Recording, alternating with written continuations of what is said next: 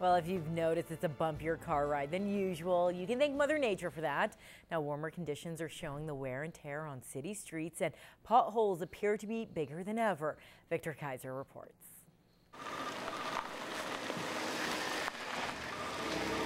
It's pothole season in the city of Lloydminster, and commuters aren't happy. They're absolutely terrible, and taxes are going up and the service is going down. Pretty simple. My wife 2 years ago blew up 2 rims with potholes, so I don't like them. I think it's something the city needs to get on right away. The vehicles are taking a beating on this. I know it's an expensive job and they can't do it all at once, but it would be nice to have some of the roads. They did make some progress last summer. Damage could occur in the form of cracked or bent wheels and rims, as well as broken suspensions. Now, there are ways to minimize the damage to your vehicle. Keep track of how your suspension and ball joints and front end are. Basically, get it checked every year or every couple months whenever you're getting an oil change or your tires are off. The city is urging drivers to proceed through hidden potholes with caution. Now, some, like this one, might not be so hidden. City crews are already repairing potholes on a priority basis. Highway 16, Highway 17, access to the hospital. Those roadways are done first, followed by the downtown and our Priority 2 network. That said, though, we will repair any deficiencies on local streets as well, especially if they're particularly bad. Residents are encouraged to report the locations of potholes either on the city's website at lloydminster.ca or by calling 780-874-3700. Victor Kaiser, Newcap News. Well, it's been almost a year since the floods that devastated southern Alberta, and it's reassuring to know that there are plans in place if something similar was to happen in Lloydminster. Now, the Rotary Club held a meeting to hear about some of the city's procedures for an emergency situation. Now, as they say, better safe than sorry. Now, the Rotary Club welcomed guest speaker Ann Danielson, emergency management coordinator for the city, to talk about contingency plans. I'm kind of responsible for writing the plans, but ultimately those go past council, mayor and council, and they get approved annually. So we do revisions every year and they're approved by mayor and council. They have the ultimate authority.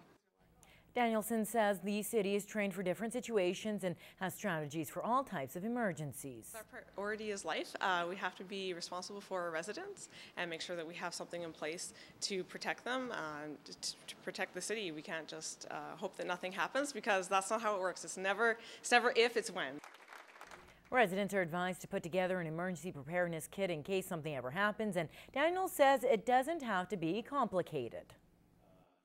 Put in a crank or battery operated flashlight for if there's power outages, put in a crank or battery operated radio, have the chargers ready for your cell phones so you can get those notifications, have some additional food on hand that you can prepare that doesn't require electricity.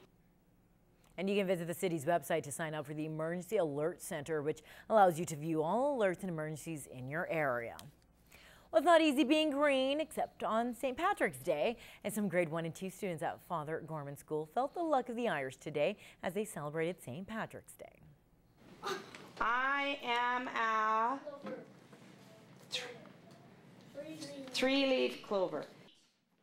The students, who were dressed head to toe in green, a St. Patrick's Day tradition, answered some green-themed riddles to celebrate the day, but they were also given a special task. We sent a letter home stating that we wanted to catch the leprechauns at school. So the kids made traps at home, and Friday we brought them to school and they set them up all over the room. Now, unfortunately, the class didn't end up catching any leprechauns, but they did have some creative ways to make those traps. Hockey nets, taped them together, an empty Kleenex box, and St. Patrick hat. There was popsicle sticks, and we painted them, and we also put glitter in it so it looked like gold, but I also put all the chocolates in it. And of course, St. Patrick's Day, not all but chocolate and leprechauns. The kids were also taught about the namesake of the day, St. Patrick. Well, it was a fishing trip of a lifetime for a few people from the border city. A group from the local area went with Lloyd FM radio personalities on a vacation in February to Los Cabos, Mexico, known as the marlin capital of the world. And a few lucky travelers got up close and personal with the famous fish. tasted good, but it was kind of sad to see it go. So my fishing days are probably over. But I would suggest anybody who's heading down to Mexico, you know, to Los Cabos, and if you love to fish, then it's definitely one of those things to experience.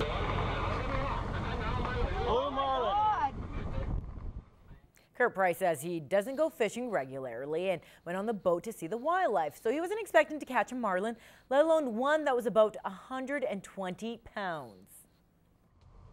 There's a lot of power in that fish, and then you bring him just a little bit closer, and boy, it was exciting when we started to see him jump out of the water. Well, it was exciting when he first took the hook and he kind of jumped out of the water. It seemed to me like he was about a half a mile away. And he says the fish fed everyone in the group, which was 55 people. Well, that's quite the catch. All right, well, it's time now for our weekly installment of Retrospect, this week from the archives. And the culture of the region has always been an important part of our news coverage. And in this edition, Brian Hardy looks back at the history of what would eventually become the Vic Juba Theatre.